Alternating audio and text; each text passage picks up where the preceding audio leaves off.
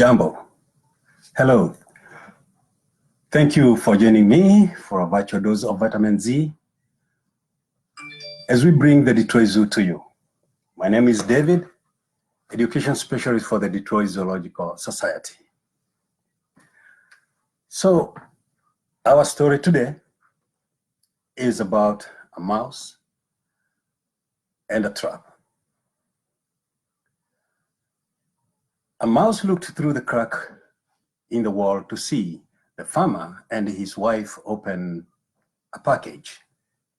What food might this contain? The mouse wondered. He was devastated to discover it was a mouse trap. So, retreating to the backyard,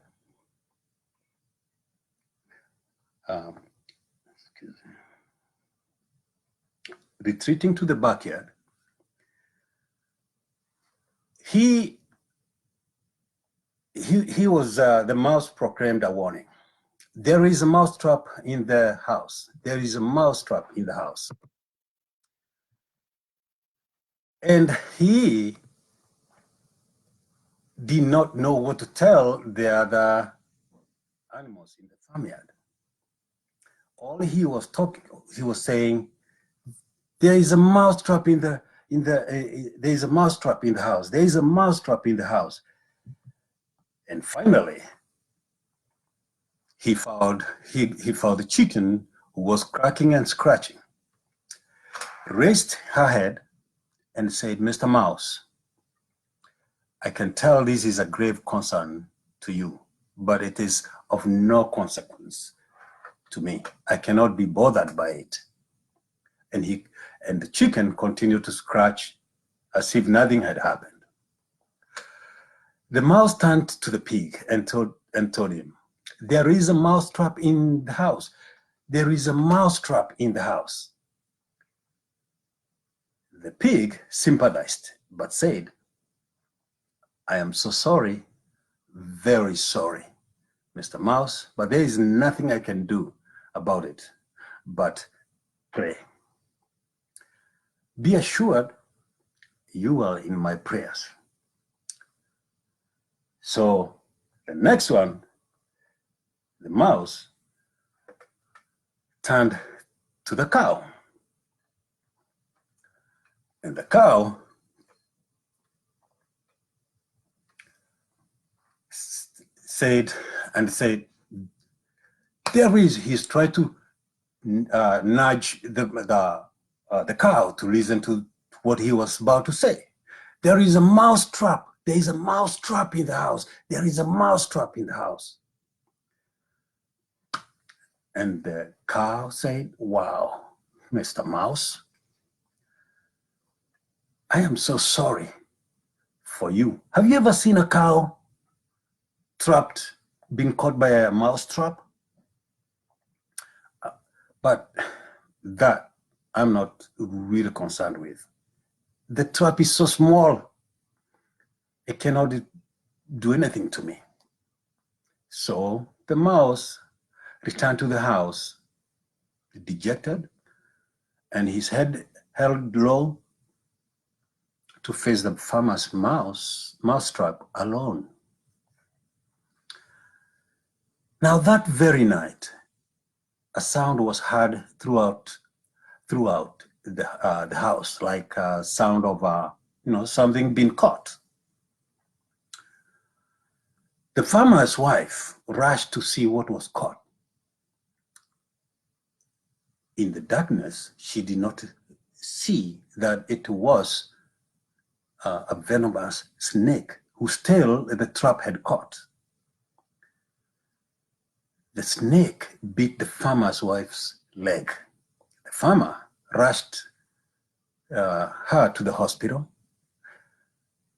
She got an injection, and she returned home, unfortunately, with a fever. So everyone, of course, knows you treat a fever with a chicken soup. So the farmer took his hatchet to the farmyard for that ingredient to make soup, chicken soup. However, his wife's condition and sickness continued, so friends and neighbors came to sit with her around the crock. To feed them, well, they needed to eat, they needed food. So to feed them, the farmer went to the farmhouse and looked at what was the easiest. Of course, it was the pig. The farmer's wife did not get well. She passed away. So many people came for her funeral. The farmer, to feed all these people, the farmer looked around, and who was left? It was a cow. So, went for the cow to meet the demand of all these people. And the mouse looked upon it all from his little crack in the wall with great sadness. So the next time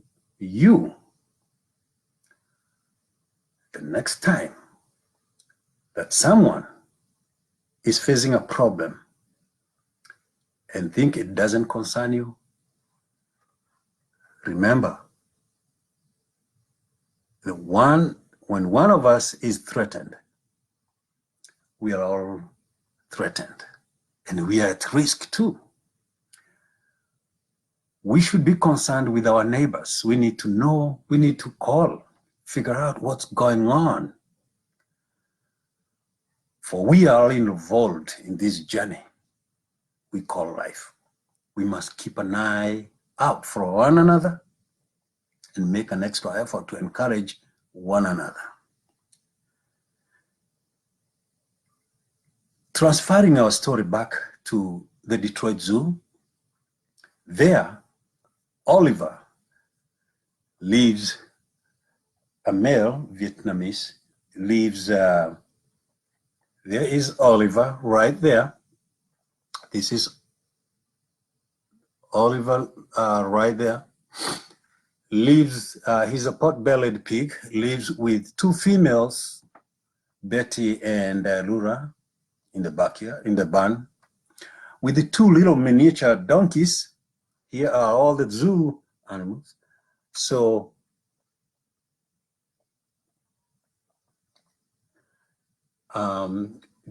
we have a domestic yak, thoroughbred horse, belted Galloway, and the chicken, of course. And all these, you can see them happily living at the Detroit Zoo's farmyard. For more virtual dose of vitamin Z, be sure to check it out on the Detroit Zoo website, detroitzoo.org. Kwaheri and goodbye.